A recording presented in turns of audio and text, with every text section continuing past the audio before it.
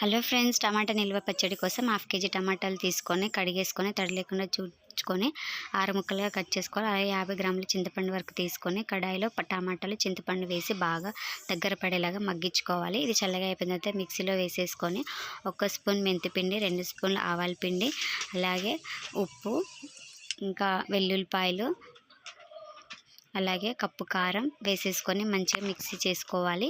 దీని ఒక గిన్నెలోకి తీసుకొని ఇప్పుడు తాలింపు కోసం నూనె వేసి పావు కప్పు వరకు నూనె వేసి జీలకర్ర, ఆవాలు, అలాగే ఎండుమిరపకాయలు, అలాగే నల్లకొట్టిన వెల్లుల్లి రెబ్బలు, కరివేపాకు, కొంచెం పసుపు వేసుకొని పోపు బాగా ఫ్రై అయిపోయిన తర్వాత టమాటా పచ్చడిని కూడా అందులో వేసుకొని ఈ నూనె అంతా టమాటా పచ్చడిలోకి కలిసేలాగా మంచిగా కలుపుకోవాలి.